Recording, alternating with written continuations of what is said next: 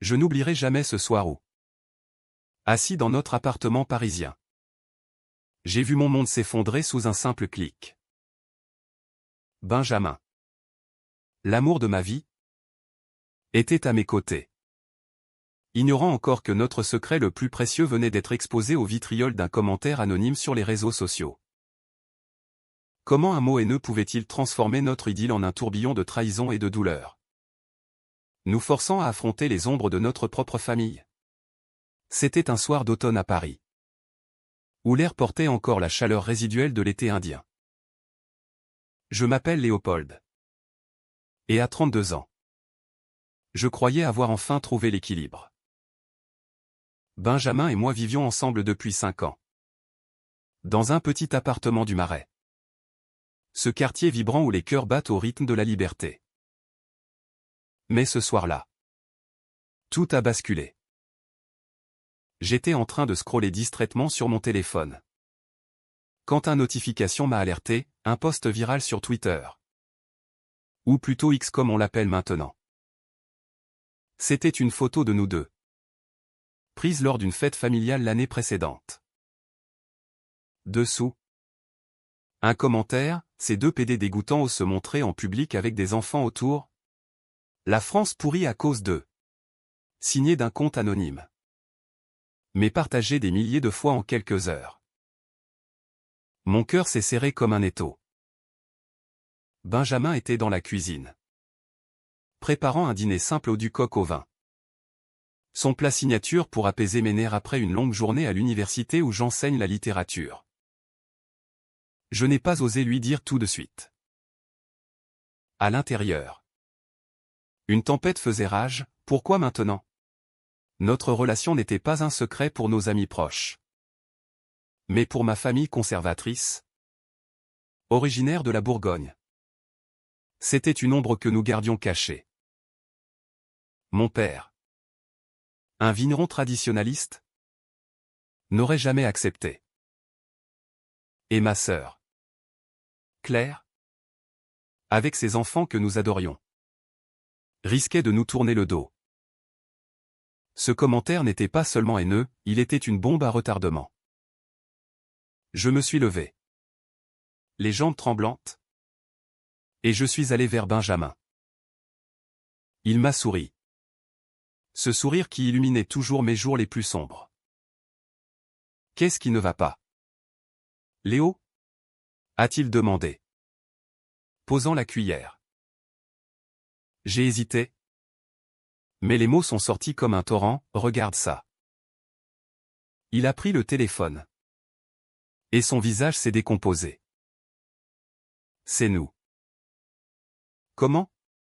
Nous savions qui avait pu poster la photo originale, ma cousine. Lors du baptême de mon neveu. Mais le commentaire? Anonyme. Vicieux. Il avait déjà été retweeté par des comptes extrémistes, amplifiant la haine comme un feu de paille. À cet instant, je me suis senti nu. Exposé. Dans ma tête, les pensées tourbillonnaient, et si ma famille voyait ça? Mon père, avec son aversion pour tout ce qui déviait de la norme, m'avait élevé dans l'idée que l'amour vrai était entre un homme et une femme. J'avais passé des années à me cacher, à mentir par omission. Benjamin, lui, venait d'une famille plus ouverte. À Lyon, où ses parents avaient accepté son orientation sans drame. Mais pour moi, c'était différent. J'avais peur. Une peur viscérale qui me rongeait, perdre tout ce que j'aimais. Benjamin m'a pris dans ses bras, murmurant, on va s'en sortir. Ensemble. Mais au fond de moi, je doutais. Ce commentaire n'était que le début. Les heures suivantes ont été un cauchemar. Le post a continué à se propager, atteignant des forums en ligne, des groupes Facebook. Des messages privés ont commencé à affluer, des insultes, des menaces voilées. Dégénérés. Pédophiles. Des mots qui blessaient comme des lames. Benjamin voulait répondre. Riposter avec dignité. Mais je l'en ai dissuadé. Ça ne fera qu'empirer. Ai-je dit? La voix brisée. Intérieurement? Je me torturais, étais-je responsable? Avais-je été trop imprudent lors de cette fête familiale? La photo montrait Benjamin me tenant la main. Un geste innocent. Mais pour certains. Une provocation. Puis. Le téléphone a sonné. C'était Claire. Ma sœur. Léo? Qu'est-ce que c'est que cette histoire sur Internet? Papa est furieux. Il a vu la photo et les commentaires. Il dit que tu nous as menti à tous. Mon estomac s'est noué. Claire? Que j'adorais. Semblait déchirée. Elle avait toujours été mon alliée. Mais maintenant. Avec ses enfants impliqués, le commentaire mentionnait, des enfants autour, elle paniquait. Les gens disent des horreurs. Léo. Et si ça affecte les petits? J'ai essayé d'expliquer. Mais les mots se coinçaient dans ma gorge. Benjamin écoutait. Pâle. Et je voyais dans ses yeux la peur de me perdre. Cette nuit-là. Je n'ai pas dormi. Allongé à côté de Benjamin. Je repensais à notre rencontre. 5 ans plus tôt. Lors d'un festival de cinéma à Cannes. Il était critique d'art. Moi professeur. Et notre connexion avait été immédiate. Électrique. Mais maintenant. Tout cela semblait fragile. Au fond de moi. Une voix murmurait, et si je devais choisir entre lui et ma famille? Cette idée me terrifiait. Le lendemain matin. Les choses ont empiré. Mon père m'a appelé. Sa voix tonitruante, Léopold. C'est vrai? Tu vis avec un homme? Tu nous as déshonorés. J'ai nié faiblement. Mais il a raccroché. Benjamin. Voyant mon désarroi. A proposé, allons chez tes parents. Expliquons-nous. Mais je savais que c'était risqué. La haine en ligne avait déjà infiltré notre vie réelle. Dans les jours qui ont suivi. Le commentaire viral a déclenché une chaîne de réactions. Des collègues à l'université m'ont regardé de travers. Des amis distants ont unfollowé. Mais le pire était l'intériorisation, je me sentais coupable. Comme si notre amour était une faute. Benjamin essayait de me rassurer. Mais ses propres doutes émergeaient. Et si on se sépare pour calmer les choses, a-t-il murmuré un soir. Ces mots m'ont transpercé. Non. Je ne pouvais pas. Pourtant. La pression montait. Claire m'a envoyé un message, papa veut te voir seul. Sans lui. Lui? C'était Benjamin. Réduit à un pronom anonyme. Je me suis rendu en Bourgogne. Le cœur lourd. Le voyage en train était un supplice. Mes pensées tourbillonnant comme les vignes défilant par la fenêtre. Arrivé à la maison familiale. Un domaine viticole centenaire. Mon père m'attendait. Les bras croisés. Explique-toi. A-t-il grogné? J'ai tout avoué. Les larmes aux yeux, mon amour pour Benjamin. Notre vie ensemble. Il a explosé, c'est contre nature. Et maintenant? Tout le village sait. Grâce à cette saleté en ligne. Ma mère? Silencieuse. Pleurait. Claire intervenait. Tentant de calmer. Mais le fossé était béant. De retour à Paris. Benjamin m'attendait anxieux. Qu'ont-ils dit? J'ai menti légèrement. Pour le protéger, ils ont besoin de temps. Mais intérieurement, je bouillonnais. Pourquoi devais-je justifier mon amour? Ce commentaire haineux avait révélé les failles de ma famille. Mais aussi les miennes. J'avais caché trop longtemps. Par peur du rejet. Benjamin, sentant mon tourment, m'a embrassé doucement. On est plus fort que ça. Pourtant, une ombre planait. Les semaines suivantes ont été un tourbillon de émotions contradictoires. Le commentaire viral avait perdu de sa vigueur en ligne. Mais les cicatrices restaient. À Paris, Benjamin et moi tentions de reconstruire notre routine. Mais la tension était palpable. Chaque regard croisé dans la rue me faisait douter, savait-il? Nous jugeait-il? Intérieurement, je me reprochais ma lâcheté passée. Pourquoi n'avais-je pas affronté ma famille plus tôt? Benjamin, lui, cachait sa propre douleur. Il avait perdu un contrat professionnel à cause de rumeurs liées au scandale. Un galeriste conservateur avait annulé une exposition. Un soir, alors que nous dînions sur notre balcon surplombant les toits haussmanniens, Benjamin a craqué. Léo, je ne supporte plus cette ombre sur nous. Tes parents. Ils me haïssent sans me connaître. Ces mots m'ont frappé comme un coup de poignard. J'ai répliqué, ce n'est pas toi qui l'haïsses. C'est l'idée. Mais au fond, je savais qu'il avait raison. Mon père avait envoyé un email lapidaire, choisis, ta famille ou cette vie de péché. Péché. Ce mot archaïque me révoltait. Mais il éveillait en moi des doutes enfouis.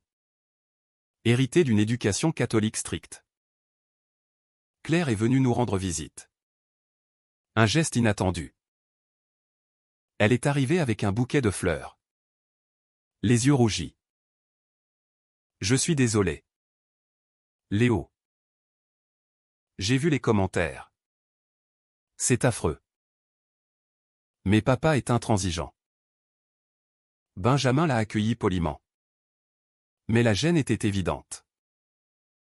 Pendant le thé, elle a avoué, j'ai peur pour mes enfants. Les gens au village parlent. Disent que vous êtes un mauvais exemple. Ces paroles m'ont fait bouillir intérieurement. Un mauvais exemple? Notre amour était pur. Profond. Bien plus que bien des mariages hétérosexuels que je connaissais. Benjamin est intervenu calmement, Claire. Nous aimons vos enfants comme les nôtres.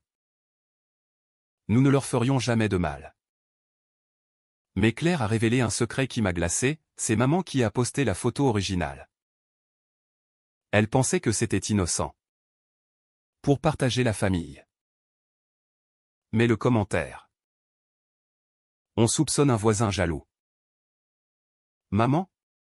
Cette révélation a ébranlé mes fondations. Elle, qui m'avait toujours protégé, avait involontairement déclenché cela. Et le commentaire anonyme? Peut-être un acte de vengeance locale. Cela ajoutait une couche de trahison, notre intimité violée par ceux que nous aimions. Après son départ, Benjamin et moi avons une autre première vraie dispute. Ta famille nous détruit. Léo, pourquoi ne les confrontes-tu pas? A-t-il crié. J'ai riposté, et la tienne? Ils nous soutiennent. Mais à distance. La vérité était que ses parents, bien que tolérants, évitaient Paris depuis l'incident. La nuit, seul dans mes pensées, je me demandais, valait-il la peine de tout risquer pour cet amour? Benjamin était mon ancre. Mais la famille, c'était mes racines. Le lendemain, un appel de mon père a tout précipité. Viens seul au domaine. Nous devons parler. J'ai obéi, laissant Benjamin inquiet. Sur place, l'atmosphère était lourde. Mon père, Assis à la table en chêne ancestrale. M'a tendu une lettre, lis. C'était un ultimatum, renonce à Benjamin. Ou sois déshérité. Exclu de la famille. Les mots dansaient devant mes yeux, pour le bien de tous. Y compris des enfants de Claire. Intérieurement, une rage sourde montait. Comment osait-il? Mais une partie de moi, la plus faible, considérait, et si c'était la solution? Ma mère, en larmes, m'a pris à part. Léo, je t'aime tel que tu es. Mais ton père, il a peur du scandale. Le village est petit. Ces mots m'ont déchiré. Elle savait. Depuis longtemps. Mais avait gardé le silence par loyauté envers lui. Cette confession a ouvert une brèche, la trahison n'était pas seulement externe, mais intime. De retour à Paris. Je n'ai rien dit à Benjamin. Au lieu de cela, je me suis enfermé dans mon bureau, écrivant frénétiquement mes pensées, des poèmes sur l'amour interdit. Inspiré de Rimbaud. Ce rebelle français qui avait osé défier les normes. Benjamin a senti le changement. Qu'est-ce qui s'est passé? J'ai éclaté, ils veulent que je te quitte. Il a blêmi. Puis m'a serré fort. Ne les laisse pas gagner. Mais le doute s'insinuait. Quelques jours plus tard. Une nouvelle bombe, un article dans un journal local bourguignon. Relatant l'affaire.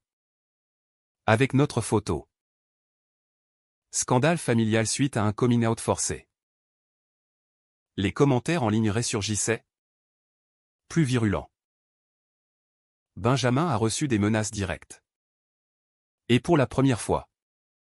Il a parlé de partir, peut-être que Lyon serait plus sûr. Cette idée m'a terrifié. Partir? Abandonner Paris. Notre vie? Intérieurement? Je luttais, l'amour contre la sécurité. Claire m'a appelé. Paniqué, les enfants sont harcelés à l'école à cause de ça. Mon neveu, innocent, subissait les conséquences de la haine adulte. Cela m'a fait rage, comment un commentaire anonyme pouvait-il détruire des vies innocentes? J'ai décidé d'agir. J'ai contacté une association LGBT à Paris. Pour du soutien légal. Ils m'ont conseillé de porter plainte contre le harcèlement en ligne. Mais le vrai combat était intérieur. Benjamin et moi passions des nuits à parler. À pleurer. Je t'aime plus que tout, murmurait-il. Mais si ça te coûte ta famille. Ces mots me hantaient.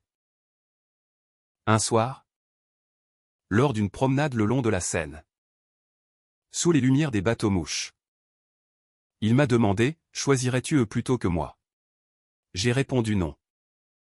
Mais au fond, l'hésitation persistait. La trahison de ma famille me rongeait. Mais leur amour déformait aussi. Enfin, le point de non-retour, mon père a annoncé qu'il vendrait une partie du domaine pour effacer la honte. Claire, en pleurs, m'a supplié, réconcilie-toi avec lui. Benjamin, entendant cela, a fait ses valises. Je ne veux pas être la cause de ça. Mon monde s'effondrait à nouveau. Benjamin partit. L'appartement semblait vide. Un tombeau de souvenirs. Il était allé chez ses parents à Lyon, me laissant seul avec mes démons. Chaque objet me rappelait lui, le tableau qu'il avait peint pour notre anniversaire. Le livre de Proust sur la table de chevet. Intérieurement, je hurlais, pourquoi avais-je laissé la haine gagner? Le commentaire viral n'était qu'un déclencheur, la vraie trahison venait de l'intérieur. De ma propre peur. J'ai erré dans Paris. Des rues du Marais au jardin du Luxembourg. Cherchant des réponses dans l'air automnal. Un appel de Claire m'a sorti de ma torpeur. Léo? Papa est malade. Un infarctus. Viens vite. Mon cœur a chaviré. Malgré tout. Il était mon père. J'ai pris le TGV pour la Bourgogne. Les pensées en ébullition. À l'hôpital. Il gisait pâle, branché à des machines. Ma mère m'a embrassé, il a demandé après toi. Claire? Les yeux gonflés. Murmurait, c'est le stress. À cause de tout ça. Assis à son chevet. J'ai attendu qu'il se réveille. Quand il a ouvert les yeux. Sa voix faible, Léopold. J'ai pris sa main. Et pour la première fois. J'ai vu sa vulnérabilité. Papa. Je ne peux pas changer qui je suis. Il a soupiré, je sais. Mais la famille. Ces mots ont ouvert un dialogue que nous n'avions jamais eu. Il a avoué ses peurs.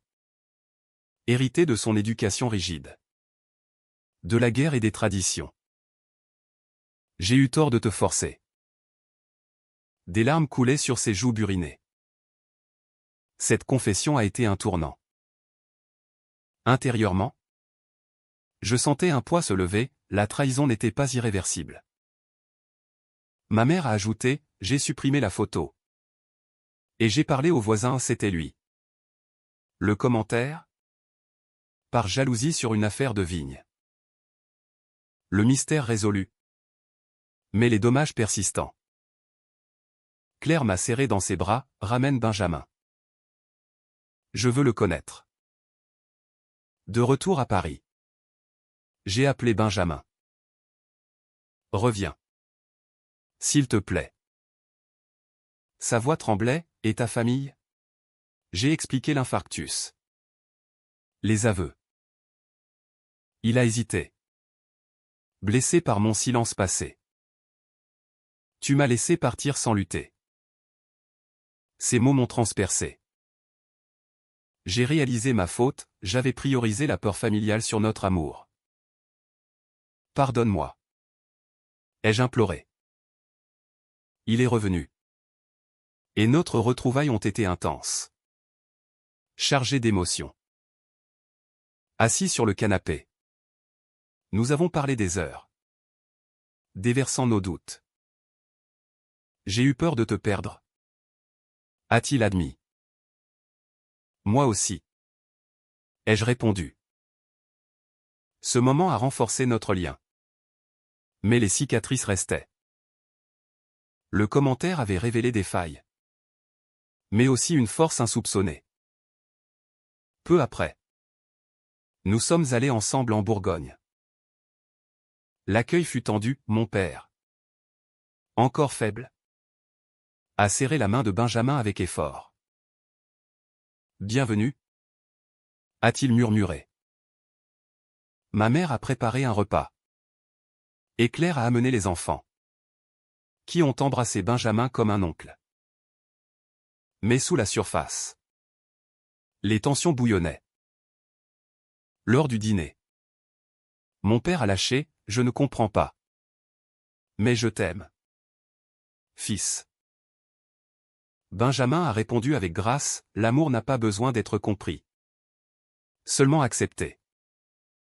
Cette soirée a été un mélange de joie et de douleur.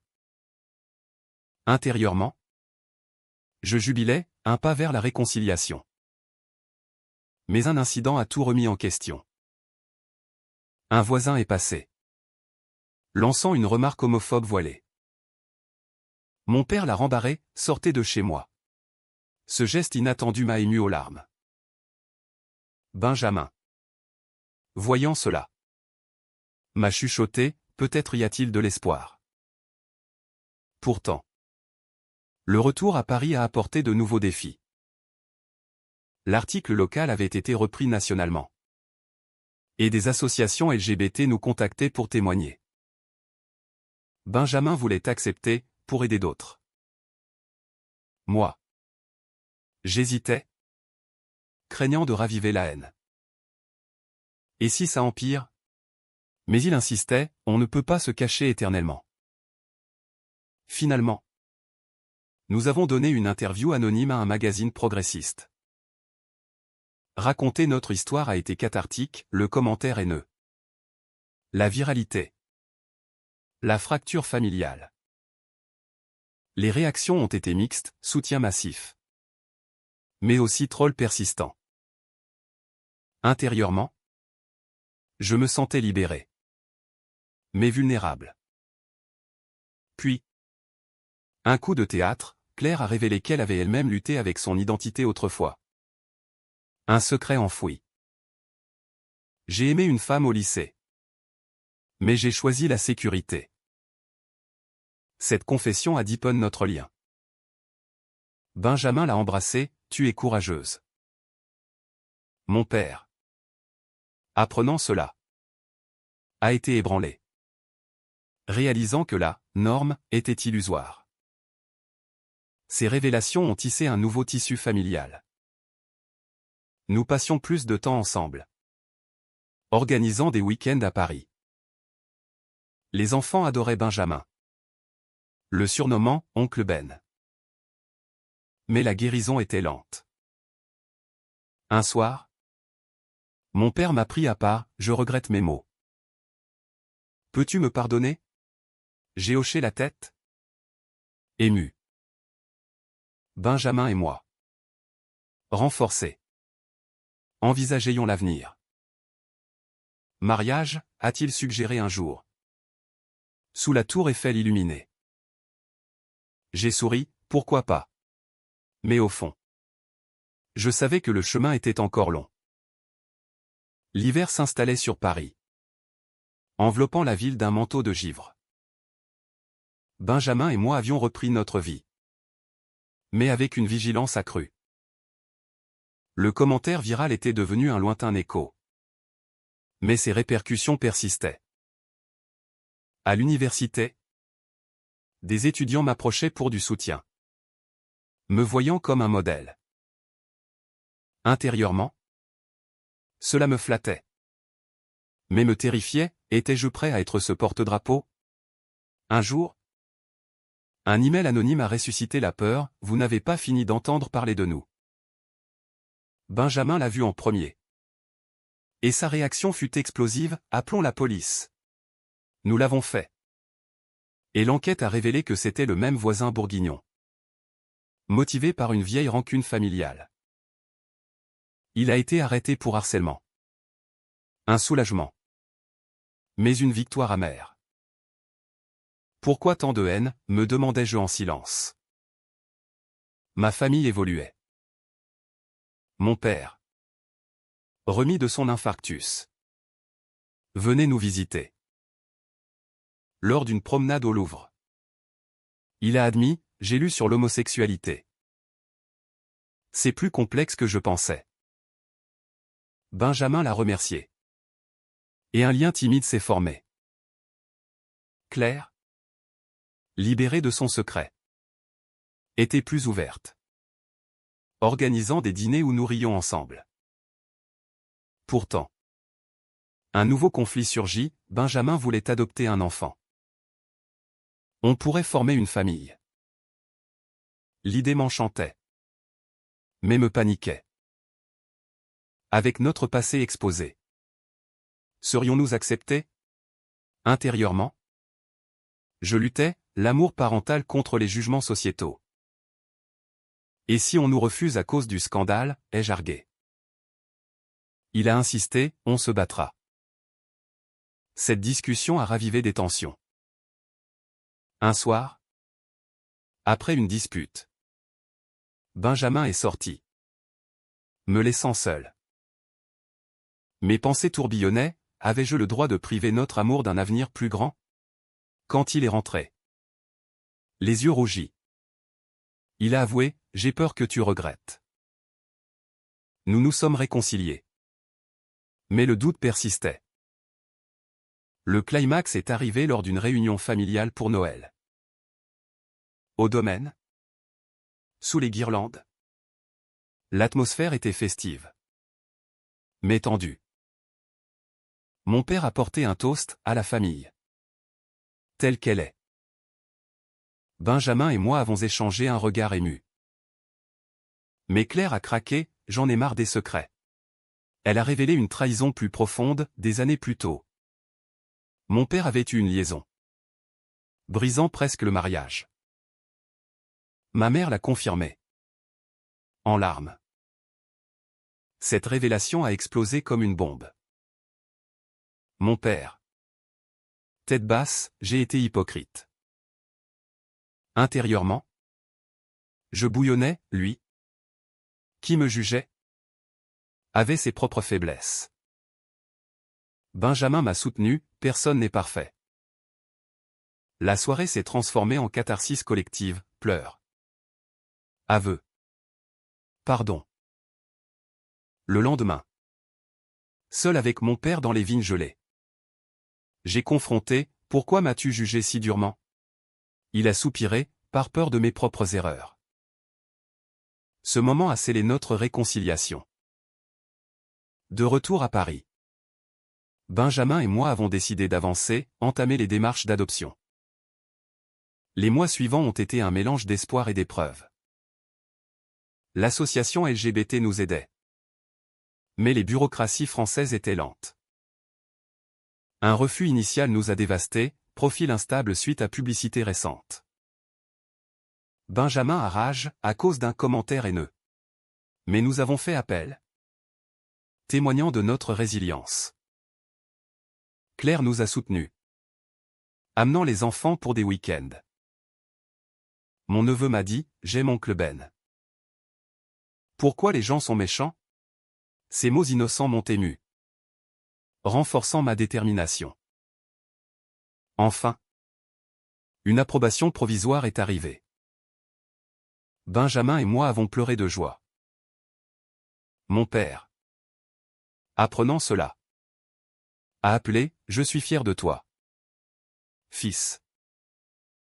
Ces mots, inattendus, ont guéri des blessures profondes. Notre vie reprenait. Plus forte. Paris. Avec ses lumières éternelles. Symbolisait notre renaissance. Mais je savais que la haine pouvait ressurgir, pourtant. L'amour prévalait. Le printemps revenait à Paris. Fleurissant les Champs-Élysées de promesses. Benjamin et moi attendions l'arrivée de notre fils adoptif. Un petit garçon de 4 ans nommé Antoine. Orphelin d'une famille immigrée. Les démarches avaient été ardues. Mais notre persévérance avait payé. Intérieurement, je me sentais complet, l'amour. La famille. Tout convergeait. Pourtant. Un dernier twist, un appel de l'avocat.